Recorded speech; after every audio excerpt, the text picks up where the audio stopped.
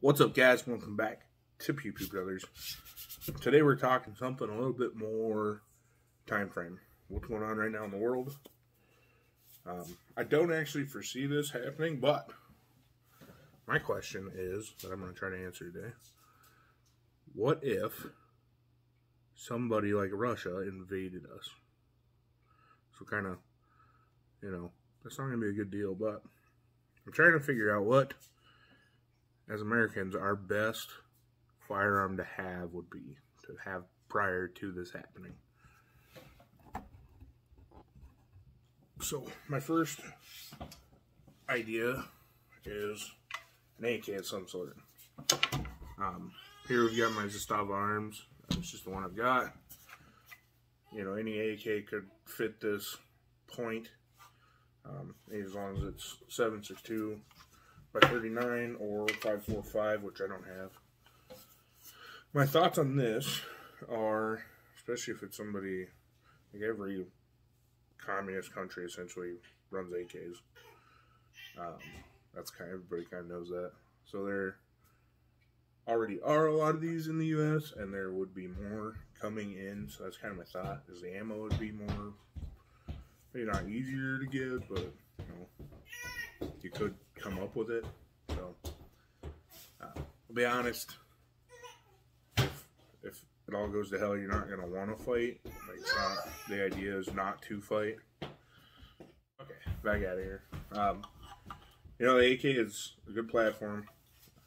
You definitely got to train with it, especially if you're right-handed, just because the controls are a little awkward. So you're not going to want to go from an AR straight to this, or never having handled a rifle. Either way, you should get one or the other, which kind of leads us to my next point. AK is a good option. Yeah, the AK is a good option, but as far as my personal preference, just based on the fact that they're not as plentiful, if you still wanted to stick with the 7.62 round, you could go with something like this, which is a AR platform with that shoots 7.62 by 39. A lot of people make these. This one was made by the Vault here. These are sweet. They got a little more punch than a 223 gun. The ammo is super dirty, and this is a DI gun, so you're gonna fight that a little bit. This one is just pretty stock. I got nothing done to it. It's got a little bit lighter trigger, but yeah, that's another option. I probably still wouldn't go with that, though, personally. One of my higher options would be something like this, particularly, for me, it would be this firearm in general. This is my Mark 18. It's an air pistol. It's got a lot of capabilities. Yeah, this one's running a can. I got a flashlight on here. This is like my go-to home defense weapon, so it would definitely be my go-to for if shtf, if it came down to it, this would be my go-to for that as well. It's pretty simple, just running the red dot. It's a SIG Romeo 5. Yeah. Really good red dot. It's got the shake awake, so yeah, the dot's on, but the battery in these things lasts forever. Yeah, AR-15 pistol. You want some way to carry it. Here in my AK has a sling too, but and then just a ton of rounds. That's the nice part about the AK, is it's going to be a little cheaper to shoot, especially right now. But yeah, AR-15 is going to be like my go-to as far as if you really got to do the down and dirty. And with that being said, we're going to go ahead. I got donated some 223. It's Wolf ammo, so it's going to be steel case, a little bit dirtier than your typical brass stuff, but I think we got 180 rounds, and I'll probably throw in another 20 round box to round it out. So we're going to do a raffle again for 200 rounds of 223. Should help out the channel quite a bit. I'll give a shout out once we get the raffle done. I'll do a shout out for the guy that donated it. I really appreciate that. You know who you are. I have to talk to you to see if you are going to allow me to give you a shout out. But so yeah, that would be my go-to. Just the fact that in the U.S., there's just tons of ARs. I mean, pretty much everybody I know that's into guns has an AR. A lot of the parts on this are going to be interchangeable. All of the wear parts are going to be interchangeable between most ARs. And then, I mean, our military uses 5.56, so as long as your gun shoots it, the military will be able to get it through them. But another really good option, especially if you're kind of on a budget, is going to be something like this. This is a 1022. 22 is a great cartridge. Super cheap. You know, you put a can on something like this, it's super quiet. The only noise you're going to hear is, which is pretty loud, but, you know, a lot of people used to say that, like, 22 was really bad ammo, but I rarely have misfires, especially with this gun. It just runs. It's super lightweight. It's got a little, what is this, 3x9 probably? Yeah, 3x9, just a little Cabela scope on it.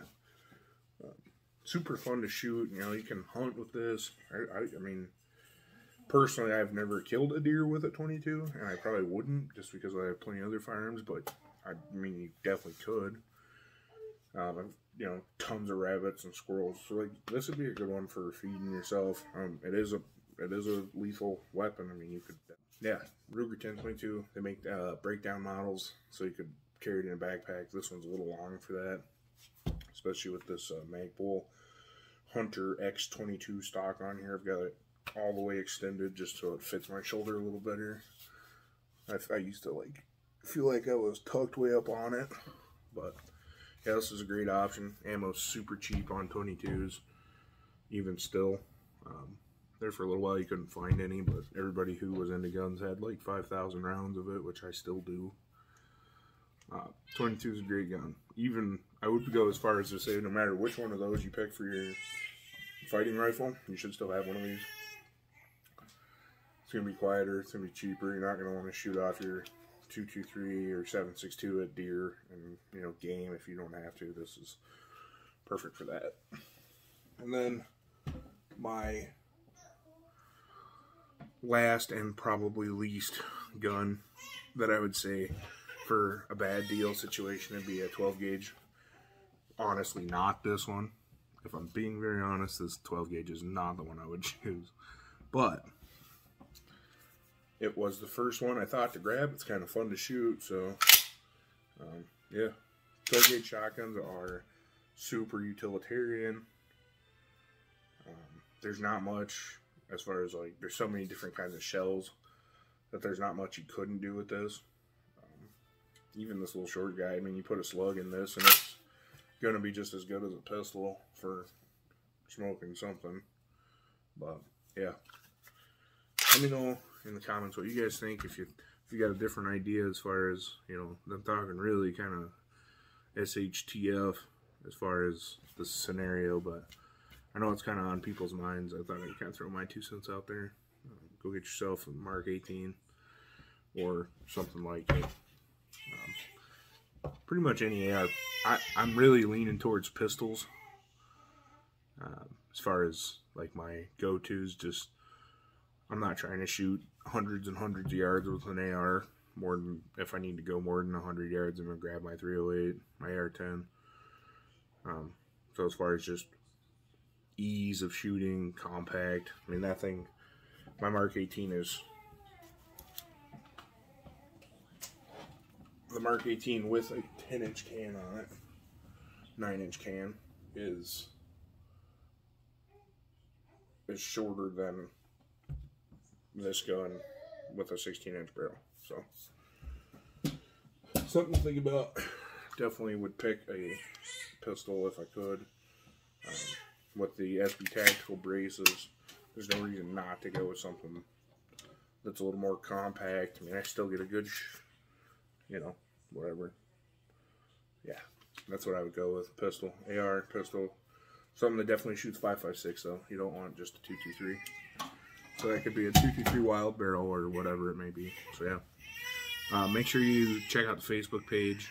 That'll be where you can leave me a message about if you want to get in on the raffle for the ammo. Otherwise, yeah, if you know me, just shoot me a message and we can go that way. So thanks for watching. See you on the next one.